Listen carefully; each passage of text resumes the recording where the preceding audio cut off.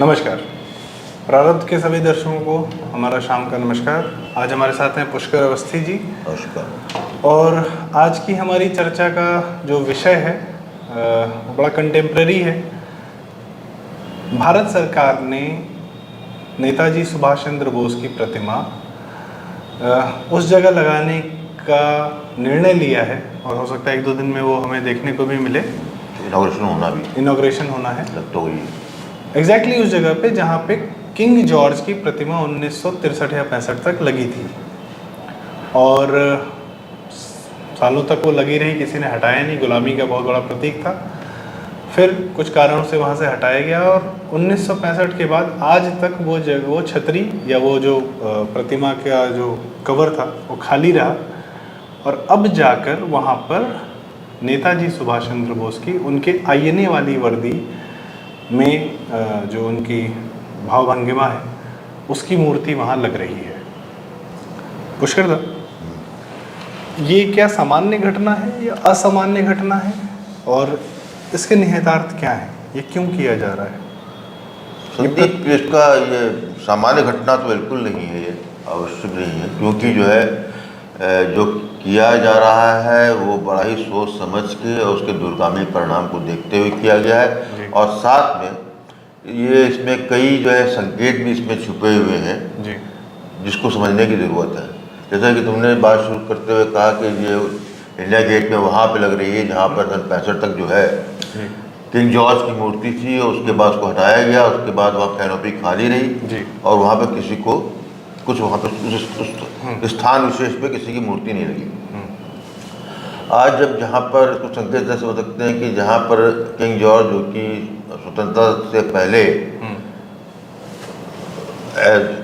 England के राजा के रूप में जो है भारत पे राज किया था, उसकी जगह जो है जब आप नेताजी सुभाष चंद्र बोस की मूर्ति को स्थापित करते हैं तो एक तरीके से आप अपनी गुलामी की जो भले प्रतीक 65 में हटा दिया था, लेकिन उसके हटाने के बाद भी कोई इसको रिप्लेस करने वाली स्थिति नहीं थी। तो एक छद्म रूप से आप मानसिक गुलामी में तब भी आप अब तक चले आ रहे थे तो उसी को ही प्रदर्शित करते हुए उसी का अंत करके उसके अंत की शुरुआत करते हुए वहाँ पे नेताजी सुभाष चंद्र बोस जी को की मूर्ति लगाई गई है। और सिर्फ वो इसलिए नहीं लगाई गई है कि वो भारत के बड़े एक वीर सपूत थे, वो इसलिए लगाई गई है कि जैसे कि मोदी जी एक बार कह भी चुके हैं कि भारत के प्रथम प्रधानमंत्री के रूप में उनको वो स्थान दिया गया है। ये जो है भारत की जनता को ये एक रीलर्न प्रोसेस में डाला जा रहा है जहाँ पर ये आपको स्वीकार करना है कि जो कि ऐतिहासिक तथ्य भी है कि जब हम गुलाम थे उससे पहले जो है अंडमान निकोबार में नेताजी सुभाष चंद्र बोस ने कब्जा किया था और वहाँ पर पहली बार जो है तिरंगा उन्होंने फैलाया था और वो उस वक्त जो है एज ए प्रधानमंत्री तो उसी की कंटिन्यूएशन भारत की सरकार को स्थापना की। हाँ, स्थापना की थी और उसी के कंटिन्यूएशन में आज जो है इतने वर्षों बाद जो है 8-7 दशकों के बाद उसको जो है जिसका इतिहास में जिसका छुपा दिया गया था, जिसके कि कभी जो है सही आकलन नहीं होने दिया गया था, उसको जो है उचित स्थान मोदी जी ने आज दिया है और वो मूर्ति स्थापित की है और मैं समझता हूँ कि बहुत ही श्रेष्ठ निर्णय ये रहा है। जी, अक्सर आप भी कहते हैं और सब लोग जानते हैं कि मोदी जी प्रतीकों के माध्यम से बहुत सारी बातें कहते हैं और लार्ज पब्लिक के मन में बहुत जो उनका कम्युनिकेशन है वो प्रतीकों के माध्यम से होता है। जैसा कि आपने कहा कि नेताजी ने पहले प्रधानमंत्री थे, पहली सरकार उन्होंने भारत की बनाई थी और दर्शकों को बता दें कि वो कि ऐसे ही नहीं था कि वो उन्होंने कोई एक सरकार बना दी और बाहर में उसको मान्यता, उसको बहुत सारे देशों ने मान्यता भी दी थी, प्लस उसके बहुत सारे फॉरेन डिपार्टमेंट था, उसके पास अपना कोष था, अपने पास उसका हेल्थ डिपार्टमेंट था, उसके अपने बहुत सारे डिपार्टमेंट थे और अपनी करेंसी थी और it was a full functional government in 1942। खैर, तो संकेत प्रतीकों के माध्यम से क्या ये बताने की कोशिश हो रही है कि स्वतंत्रता जो मिली है भारत को, उसका मुख्य रूप से क्विट इंडिया मूवमेंट जो कि 1942 में हुआ, उसका कोई असर नहीं था, जैसा कि अक्सर हम इतिहास में पढ़ाया जाता है, सारा श्रेय गांधी जी और नेहरू जी को दे दिया जाता है, बल्कि असली कारण जो कि ब्रिटिश प्राइम मिनिस्टर एटली ने भी कहा था और माननीय डॉक्टर अम्बेडकर ने भी कहा था कि it was because of Subhash Chandra Bose and his INA, और जो बाद में जितने रिवॉल्यूशनरी थे जिनकी वजह से ब्रिटिश सेना में विद्रोह होना शुरू हो गया था, उस वजह से हमें स्वतंत्रता मिली, ना कि महात्मा गांधी और नेहरू के ब्रिटिशर्स के साथ गलवैयाँ करने से। एक्चुअली में यही जैसे कि मोदी जी का एक तरीका है कि बहुत चीज़ें वो संकेतों में करते हैं और जो नहीं बोलते हैं उसको जो है करके दिखाते हैं, फिर उसको जो है आपको जो है वो जानते हैं कि विजुअल इफेक्ट क्या होता है, कुछ करके आप सामने रखिए उसका, क्योंकि ये एक ऐसी चीज़ ये है। वैसे नेताजी सुभाष चंद्र बोस का पुनर्आकलन के साथ उनकी पुनर्स्थापना और इतिहास में, भारतीय इतिहास में सही जगह के कार्य का प्रयास तो जो है मोदी जी ने 2014 में आने के बाद से ही कर दिया था और वो निरंतर होता ही जा रहा है। और भारत के बहुत बड़े जनमानस में जो कि बहुत कुछ नहीं जानते वो 7-8 साल में जाने हैं, आज जो है स्थापित करने का मतलब ये है यहाँ पे कि यहाँ पर जो है उस चीज़ पर अब जो है डिबेट वाली बात नहीं रह गई। अब आपको जो है आपको अपनी हिस्ट्री की खुद की रीलर्निंग प्रोसेस में खुद ही जाना होगा। स्थापित कर दिया गया वो है और ये पूरे भारत को स्वीकार है जी। ऐसा नहीं कि थोपी हुई मूर्ति ये नहीं, ये जो है एक अनसंग हीरो जो कुछ यह है डेलिबरेटली, जिसको कि कांग्रेस ने नेपथ्य में ढकेला और उसको याद करने की कोशिश भी नहीं की, ना चाहते थे कि उसका उस स्वरूप को जो है जनता जो है सामने आए, क्योंकि फिर वही बात है क्योंकि ये गांधी फिलॉसफी के बिल्कुल उलट चीज़ थी जी। ये अहिंसा और धर्मनिरपेक्षता, ये सब चीज़ें जो उन्होंने गड़बड़ करके चलानी चालू की। देखिए खास बात, मूर्ति जो है कोई सामान्य मूर्ति नहीं है, उसको आप देखेंगे तो आज़ाद हिंद सेना की अपने ड्रेस में है, प्रॉपर सैल्यूट के साथ, प्रॉपर सैल्यूट के साथ। तो यहाँ पर जो है आपको जो है नेताजी सुभाष चंद्र के वो प्रतिभा फाइटर रूप, वो जो है कि जो आपको जो है आपको प्रेरणा देता है वो बनने के लिए। तो वहाँ पर जो है कहीं अहिंसा जो है जा चुकी है पीछे, जो प्रतिघात का रास्ता उन्होंने चुना था और जिसको जो है जिसकी जो है रेलेवेंस आज सबसे ज़्यादा भारत में है जी। उसी के जरिए जो है उस प्रतीक के जरिए जो है भारतीय में नौजवानों में या भारतीय समाज में जी प्रतिघात की प्रवृत्ति जो है एक तरीके नव चेतना को उजागर करने का भी एक प्रयास मैं इसको समझता हूँ जी। एक बात और है कि नेताजी की मृत्यु से संबंधित है, जो कि मेरे ख्याल से बहुत बड़ी चर्चा का विषय नहीं, क्योंकि नेताजी का जीवन इतना विशाल था कि उनके आगे उनकी मृत्यु की जितनी बातें हैं वो बहुत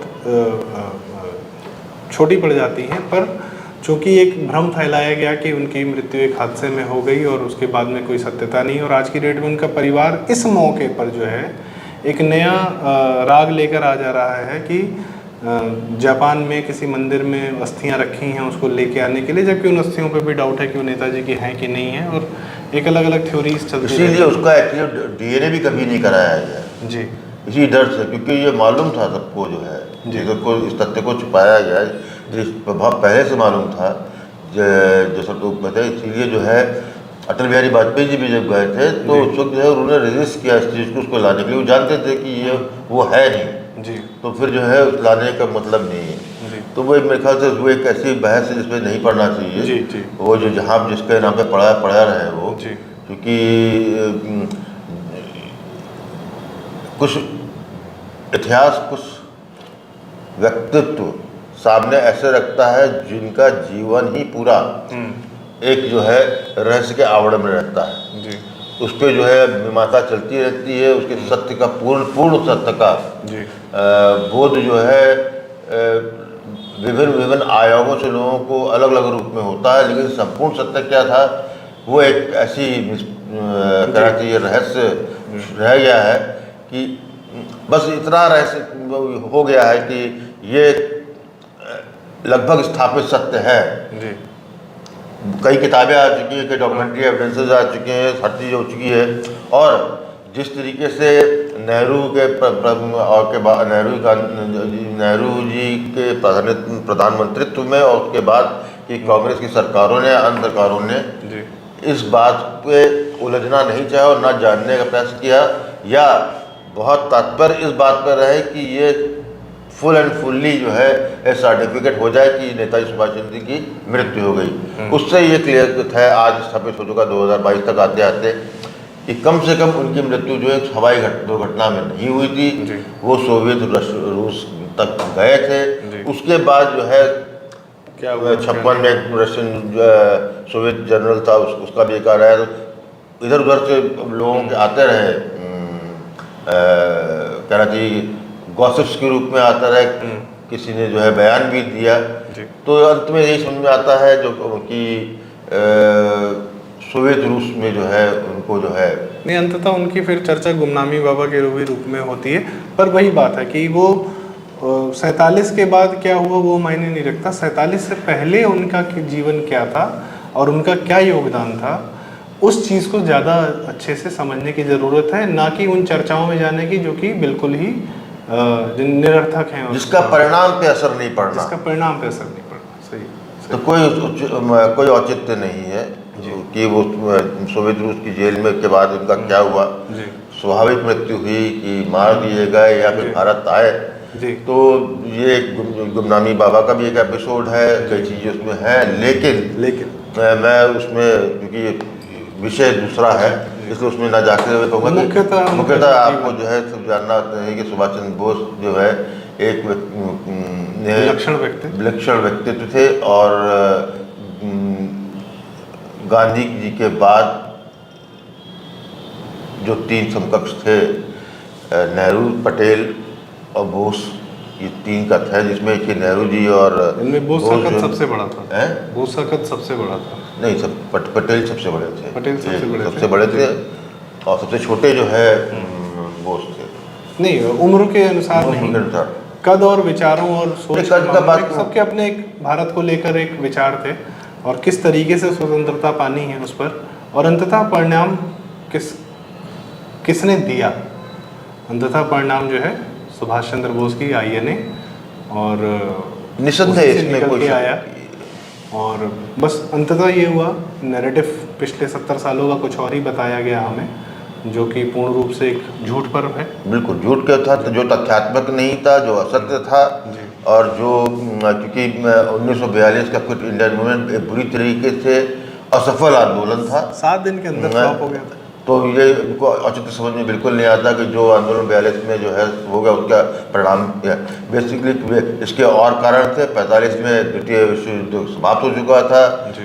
इंग्लैंड की वो स्थिति वो नहीं थी जब द्वितीय विश्व युद्ध शुरू होने से पहले थी। आर्थिक रूप से थमा गया था, वो अपने को नहीं संभाल पा रहा था।